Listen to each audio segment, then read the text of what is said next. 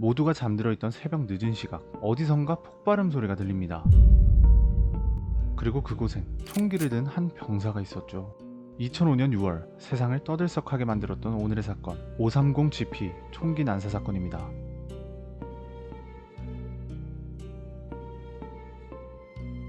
530 GP에서 보초 근무를 서던 한 병사가 근무 교대를 위해 선임을 깨우러 내무실로 들어갑니다. 그런데 내무실은 한순간에 아수라장이 되는데요. 모두가 잠들어 있던 그곳에서 수류탄이 터졌기 때문이죠.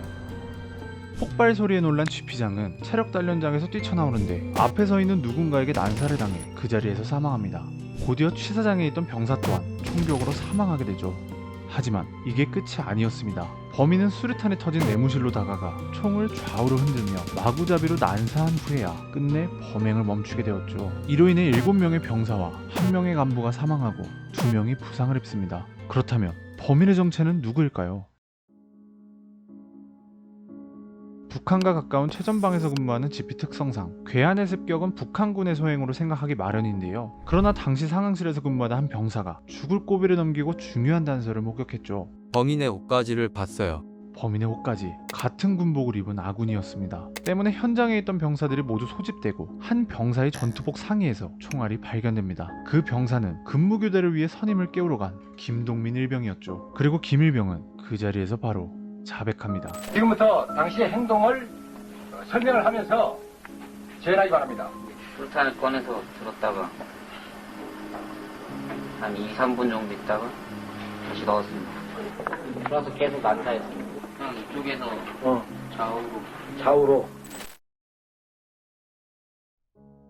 사건 발생 하루가 지난 2005년 6월 20일 국방부 홈페이지에는 최전방 GOP 총기 사고 합동조사 결과라는 제목으로 조사 내용이 적힌 파일이 업로드되는데, 내용에 따른 동기를 보면 평소 내성적인 성격을 가진 김일병은 일부 선임병들로부터 입에 담기도 부끄러운 인격모독성 언어폭력 피해를 받아 선임병들을 죽이고 싶다는 생각을 많이 하였는데 결국 생각을 실천하게 되고 이러한 사건이 발생했다는 내용입니다. 또한 동기의 일부는 김일병의 자기중심적인 사고와 내성적인 성향이 복합적으로 작용되었다고 했죠. 하지만 이후 결과문과 사건 정황에 대해서 많은 사람들은 의구심을 품게 됩니다. 실제 현장 상태, 수류탄의 파편, 사라진 지문, 그리고 초기 북한군의 공격으로 인지한 상황보고 등을 보았을 때 이건 군의 조작이라고 생각한 것이죠.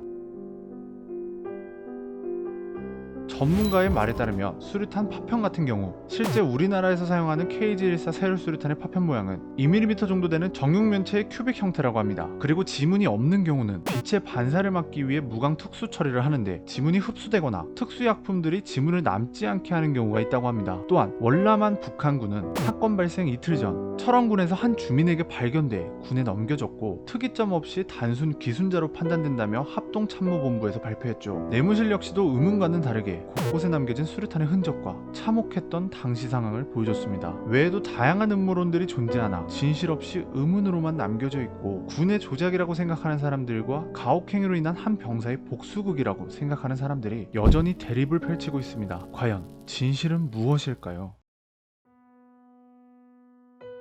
결국 김동민 일병은 3년간의 재판 끝에 사형을 선고받고 2008년부터 국군교도소에 수감되어 있습니다. 최근 DP 드라마의 여파로 군내 가혹행위 묘사를 공감하는 국민들이 늘어 국방부에서 병영 환경이 바뀌어가고 있다고 따로 브리핑을 하고 스마트폰이 보급되며 그늘에 가려있던 군대의 실태들이 속속히 드러나고 있는데, 예나 지금이나 군에서는 선진병영이 꾸준히 이루어지고 있지만 아직까지도 언어폭력 및 폭력 등 군 가혹행위는 잔존하고 있습니다. 앞으로도 미디어 매체 및 국민들의 관심으로 이를 완전히 뿌리 뽑는 군대 사회가 다가오길 바라며 530 GP 총기 난사 사건 마무리하겠습니다.